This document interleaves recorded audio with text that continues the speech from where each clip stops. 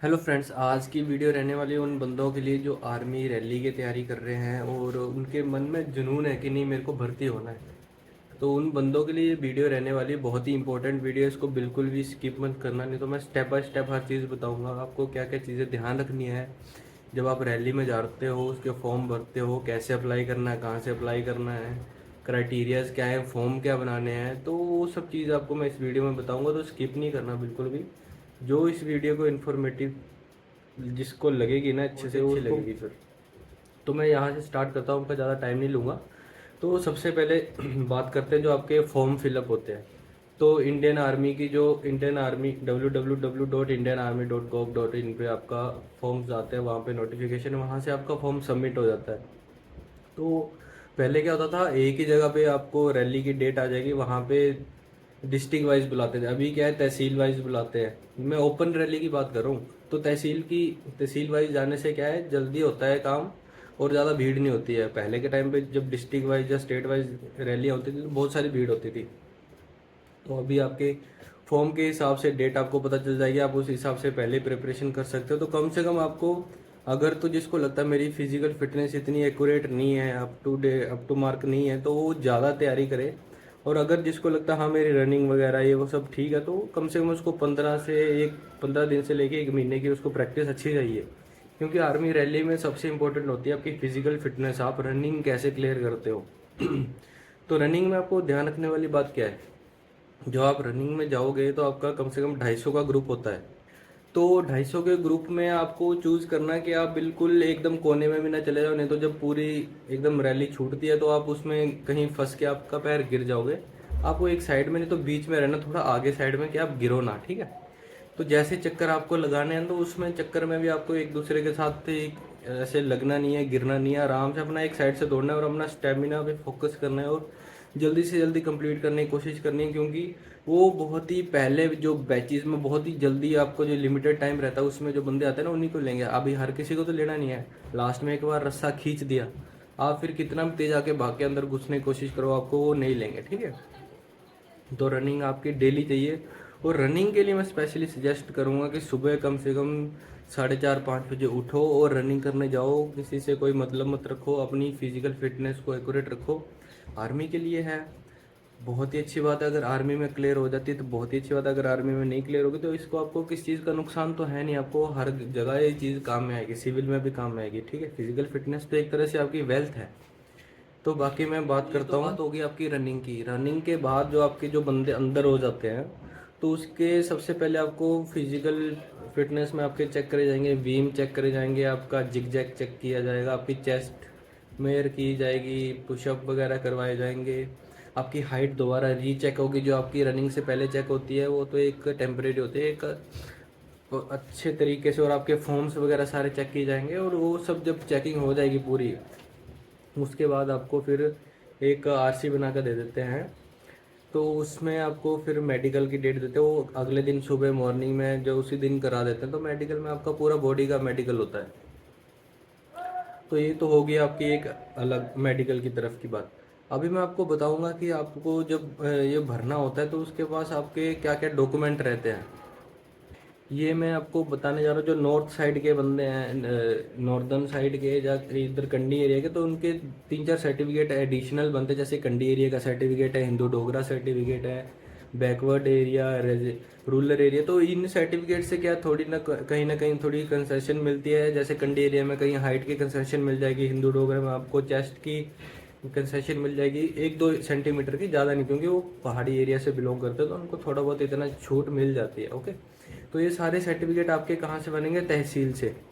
तो तहसील में आपको सर्टिफिकेट बनाने के लिए आपकी रैली में जैसे आपने फॉर्म में इनरोल कर दिया तो तभी से आपने शुरू कर देना अपने जो भी डॉक्यूमेंटेशन है आपके सर्टिफिकेट्स बनवाने। क्योंकि तहसील में भी टाइम लगता है, वहाँ पे भी पटवारी, कानगो और तहसीलदार के साइन होते हैं, फ़ोटोज़ होंगी आपकी। तो कम से कम मैं बोलूँगा कम से कम 100 से 150 अपनी पासपोर्ट साइज़ फ़ोटो खिंचवा के रख लो, क्योंकि बहुत सारे फॉर्म बनते हैं, सारे फॉर्म पे आपकी फ़ोटोज़ लगेंगी। और अपने जो इमिग्रेशन सर्टिफिकेट है 10th 12th का, वो लेके रखिए। और अपने जो भी 10+2 और 10th की मार्कशीट है उनको अटेस्टेड करवा के रखिए अपनी। डेट ऑफ बर्थ का टेस्टेड सारी कॉपी जो भी आपकी है ये टेस्टेड करवा के रखिए। और अपने स्कूल का करेक्टर सर्टिफिकेट बहुत ही इंपॉर्टेंट होता है, जो आपने लास्ट जहाँ से क्लास पास आउट किया है वहाँ का आपका जो भी करेक्टर सर्टिफिकेट है वो भी आपका इंपॉर्टेंट एक डॉक्यूमेंट माना जाता है। तो अपने सारे डॉक्यूमेंट को अटेस्टेड करा के रखिए, अप टू डेट रखिए। सबसे मेन इंपॉर्टेंट बात ये बताने जा रहा हूँ कि जो आपका नाम है, आपके पेरेंट्स का नाम है, वो सारे डॉक्यूमेंट्स में सेम होना चाहिए।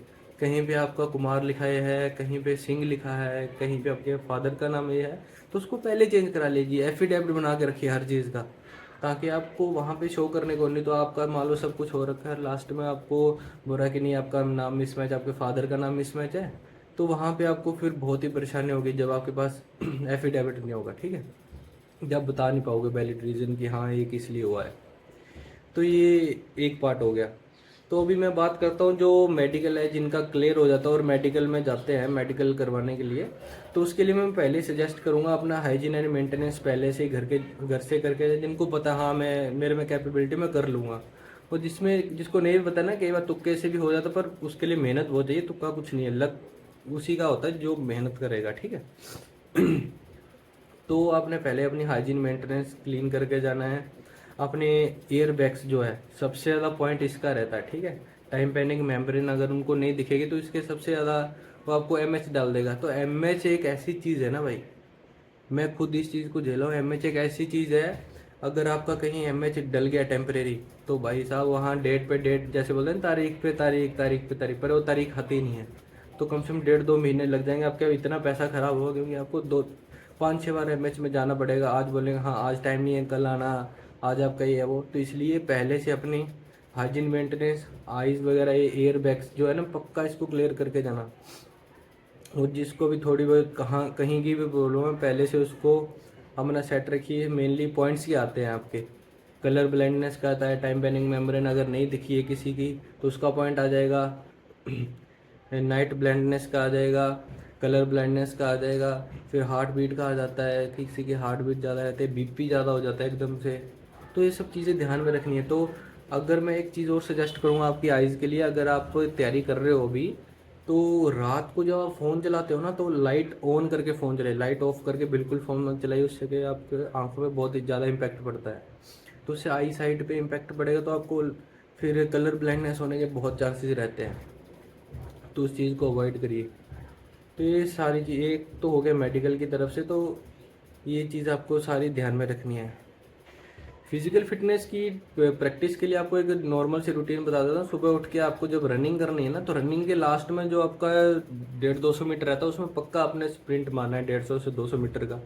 वो स्प्रिंट आपको कहाँ मदद करेगा ना, जब ओरिजिनल रैली में दौड़ लगाओगे ना, तो लास्ट में जब एक बैच ऐसे झुंड दौड़ रहा होता है ना रस्से की तरफ, तब आप में वो स्टेमिना अगर रहेगा तो उस झुंड में घुस के आप रस्से के अंदर जा सकते हो। नहीं तो रस्से के बाहर रहेगा तो आपके सपने बाहर, अंदर होगे तो आपके सपने अंदर, तो आप कुछ कर दोगे, ठीक है। तो आपको रनिंग के बाद फिर आपको पुशअप्स पक्का करने हैं, चिनअप्स पक्का करने हैं, क्योंकि ये चीज़ें आपको वहीं पे भी रियलिटी में काम आएंगी।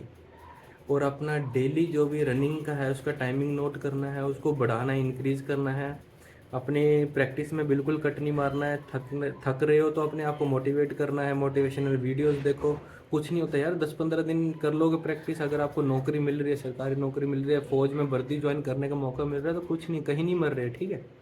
कर दो उस चीज़ को, अगर आप में सही में पैशन है। नहीं है तो उस चीज़ को करो ही मत।